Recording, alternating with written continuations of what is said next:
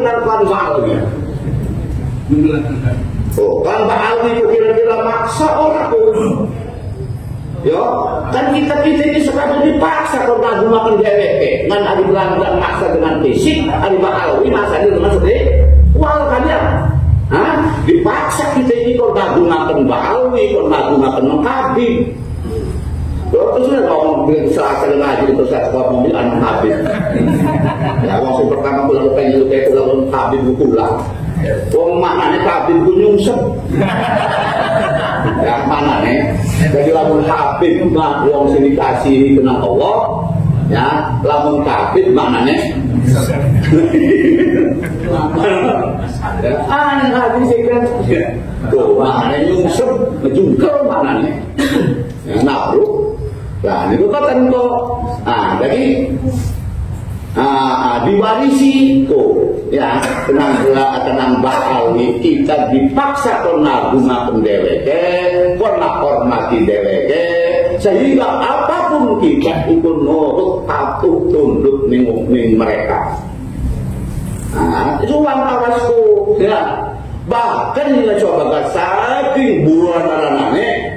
Kalau itu orang betul ngomong ulama, anak sabar rong tahun ini ulama masih tetap meneng pula, masih sabar pula. Akhirnya ulama ngomong. Jadi bu, asal itu. Jadi kira-kira kalau bapak mewarisi Belanda, iki apa contoh di Belanda? Mewarisi ya? Contoh. Ya, baik bu. Contoh. Apa mani si ngomong-ngomongnya aku nih anak sing merah sedina sungi pitung balen.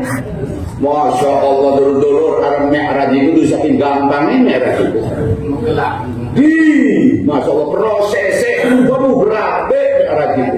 Pertama Kanjeng Nabi kan dibelek di dadanya, disucikaken di kolbune ya kan. Wis diberangkataken kok wis ku Kanjeng Nabi kok laju maning malaikat Jibril itu mikahilku gawa burung. Lah pertanyaannya siki ya kan. Lah ngegawa burung laju Kanjeng Nabi dia kan langsung iku mi'raj iku didampingi kenang Jibril sebelah kanan dicekeli kenang Jibril sebelah kiri dicekeli kenang Mikail. Lah pertanyaannya siki si pakih buka jam di kene buka jam menempot kan Gusti Kris. Bener pula. Ada. Si pakai mukaddam itu si ki untuk mekrasi itu si nyakali siapa? Si nyakali siapa? Apa di alim sih itu? Abi Nabi mah pengen mekrasi itu si nyakali Jibril sebelah kiri. Mikail si mekrasi itu dulu bahasa Arab, bahasa ini memang angga. Kiane kali sing sio saking emas sing sio saking kinten Yakub kiane ku ambale ana 10 ambal pertama saking langit pertama turun misor nah Kanjeng Nabi pun nangkep di ambal ku langsung tekli pun terus nah sebelah kanan sing nyeteleke mereka Jibril sebelah kiri sing nyeteli Mikail lah si pakai mukaddam sing nyeteli siapa topik kan? Tuh, ya. Nah, ketika kedesak orang bisa jawab, si mengelak dia ada ditumpul, tapi tumpul merah itu mengira sholat. Nah, lalu mengelak nih sholat lebih parah. Si berarti habis mukaddam itu salah sedih Rasulullah. Tumpul waktu salah apa yang tumpul waktu? Berarti nambah salah saya lebih parah kan? Oke, sini dulu salah waktu misalnya itu puluh hitung misalnya satu sunat sampai ketemu misalnya. Nah, sikit pertanyaannya sunat apa? Sampai ketemu balik itu ya awabin 20 rakaat tarawih 7 bulan puasa kalau ada bulan puasa konon. Tuh ya itu menit dari Quran itu Masya Allah sampai bulan ini dia ngapain sampai macam-macam sampai petang mau makan kiai tapi bodoh goblok lebih utama daripada pitung kiai orang edan setan itu sampai ulama itu wong goblok atau wong edan kurang tak lah keterangan di belakang. Nah justru sebaliknya Justru sebaliknya ananda kiai sing dudu turunan Kanjeng Nabi, dudu turunan Kanjeng Nabi ngalahaken kok turunan Kanjeng Nabi sing bodoh ukuranane 70 derajat sikil 60 derajat anak konon keteranganane itu dibalik arahnya anak kiai dudu turunan Kanjeng Nabi ngalahaken ning turunan Kanjeng Nabi sing bodoh ukuran 60 derajat kacau teko. Oh, itu anak gempol keteranganane lan anaga ya al-alim Habibullah walau karena pasifon iku anaga itu al-habib Habibullah laka anaga al-alim Habibullah. Besok ya, yos. Lah siji apa diwarisi maning, apa dicontoh maning. Tenang wong PBNU sekabeh dipaksa penurut DPP. Arane primen itu. Apakah mewarisi Belanda, apa nyontoh Belanda? Hah? Nyontoh Belanda. Ya, jadi mohon maaf ya. Ning para kiai ahli sunnah wal jamaah sidik mari kita bersatu lan wapres gosipeng ya mengarahkan itulah sindika jadi kita bentuk permulaan modus diawing ya mas mari kita sukseskan formula ya, barometer untuk para kiai Nusantara contoh Banten sebab Banten ini sebagai roh NU ya. Oh, dari Cipunak ini guru-guru pula mengatakan NU Banten sebagai roh NU. Ya, siapa baik si murid di NU berarti wong iku murid kata Syekh Basim Hasyari. Itu kalau entah si murid di NU tuh pengen murid si NU, murid di NU. Ya, itulah perjuangan mau pas sejak 71 dan itu saksinya kita bahas. Boten pernah jadi pengurus, Benten dari pengurus tahun 90-an yang cek Khalil ya tahun 2020-an itu terus sombong dicolong. Siapa baik sih kula masukkan ke NU itu pasti dicolong. Ya resmi kula jadi pengurus NU tahun 2012 awal itu resmi. Dan gentosi abadi satu serewu. Iku ikmah murid NU.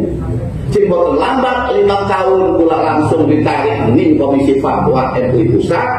Bot lambat malih pula ditarik ning tatib jajaran PBNU. Sedikit ayo ditarik malih ning bagian Dewan Pengawas Ekonomi Syariah, bagian asuransi. Lah, iki bawa kaya pengen murid NU.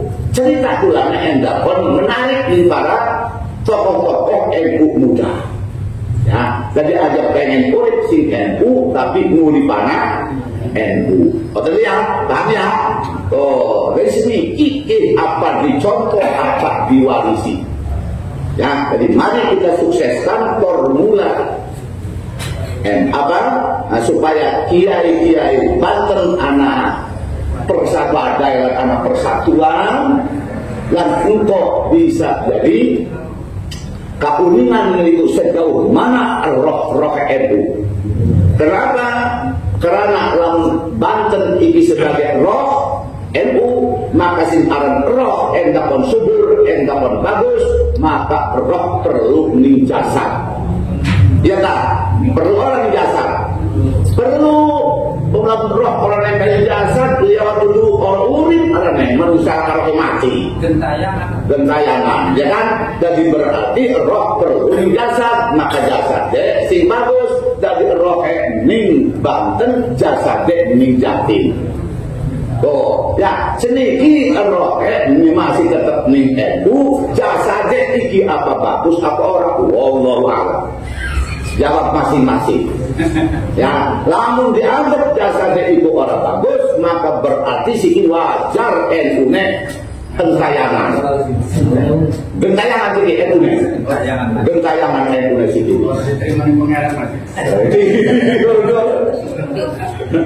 Waduh, belah, iman semua wis.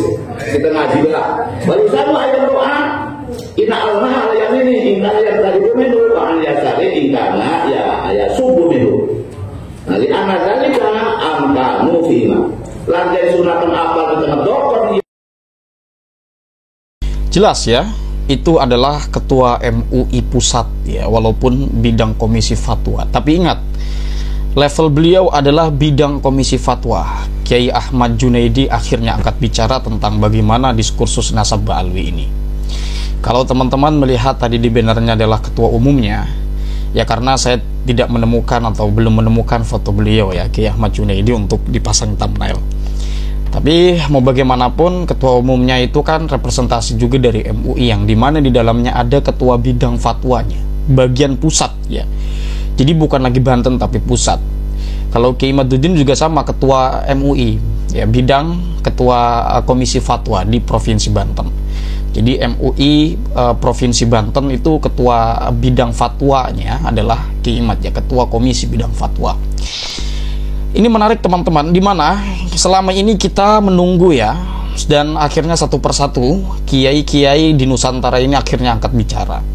Gus Muafi kali ini sudah berbicara. Kemudian Kiai siapa namanya yang Kiai Mustamar ya, Kiai Mustamar sudah angkat bicara juga tentang bagaimana tesis Kiai Haji Imaduddin Utsman Al-Bantani. Tentu ini adalah hal menarik ya, perkembangan bahwa para ulama-ulama kita meletakkan kepedulian tentang bagaimana diskursus nasab ini, karena kendati pun orang-orang mengatakan oh ini diskusi nasab nggak penting, diskusi nasab buang-buang waktu, ilmu nasab itu tidak lebih penting daripada ilmu fikih, di mana ilmu fikih digunakan untuk membahas hukum keseharian manusia. Tetapi ingat, ini bukan hanya persoalan nasab pada akhirnya, melainkan juga tentang bagaimana cara beragama. Kita tahu selama ini banyak sekali oknum-oknum, ingat banyak ya, akan bukan cuma satu. Mulai dari yang mengatakan di dalam darah kami mengalir darah Rasulullah ya, kemudian orang Ba'alawi adalah siapa itu namanya yang bercerita tentang fakih muqaddam mi'raj 70 kali dalam sehari. Dan masih banyak lagi yang baru saja tadi saya upload itu tentang ana rajulun Yamani, katanya hadis Rasulullah SAW lalu berbicara tentang Yaman. Kemudian bintu Tarim ya, memadamkan api neraka. Kalau dihitung-hitung banyak lah ya. Ya ini saya sampai bingung ini mau cerita yang mana, karena banyaknya teman-teman. Saya tidak hafal semua. Tapi paling tidak sebagian besar itu sudah saya catat di dalam konten-konten saya gitu. Artinya masyarakat supaya paham bahwa ini loh hal-hal yang disampaikan oleh Ba'alwi, bahwa ada juga loh oknum Ba'alwi yang mengatakan barang siapa yang menikahi Syarifah, mungkin yang dimaksud Syarifah ini adalah Syarifah Ba'alwi. Kendati pun Syarifah yang bukan Ba'alwi, artinya Syarifah beneran ya. Kalau Ba'alwi ini kan untuk perempuan disebut sebagai Habibah ya. Barang siapa orang apa ya namanya ya, ahwal ya, yang bukan dari kalangan Syarif Sayyid, yang bukan dari kalangan Habib, menikahi Syarifah yang mungkin dimaksud dari Ba'alwi, itu harus mengembalikan keperawanannya. Kalau tidak, tobat atau sholatnya apa-apanya tidak diterima. Coba se-ekstrim itu. Ini ajaran dari mana? Anda kalau baca kitab 4 mazhab Madzhabul Arba'ah, tidak ada hukum begitu, 3,5. Adapun yang setengah itu siapa namanya, mazhab siapa saya lupa, tapi bisa dikaji. Tidak se-ekstrim itu juga, bahwa tobatnya sampai tidak bukan tobatnya, sholatnya sampai tidak diterima atau ibadahnya sampai tidak diterima, bahkan kecuali bisa diterima kecuali harus mengembalikan keperawanannya. Ini kan luar biasa. Kok masa se-ekstrim itu, kata perawan pun disebut gitu. Yang ini saya pikir tidak akan mungkin bisa ditemukan di dalam sumber hukum, yaitu nas baik Quran maupun hadis ya. Jadi tidak akan yang ada seperti itu. Ba'alwi ini nggak ngerti kenapa ya. Walaupun kita harus mengatakan itu oknum ya. Jadi begitu teman-teman, ini kemajuan lah. Artinya ada kemudian dalam hal ini seorang ulama memberikan perhatian untuk kemudian bagaimana kita bersikap sebagai masyarakat mengenai diskursus nasab Ba'alwi ini. Begitu, oke teman-teman, hal-hal yang kemudian dapat saya sampaikan, kurang lebihnya saya mohon maaf. Hadanallahu wa iyyakum ajma'in, wallahu huwal muwaffiq ila aqwamit thoriqin. Salam cinta damai untuk semuanya, untuk NKRI tercinta. Wassalamualaikum warahmatullahi wabarakatuh.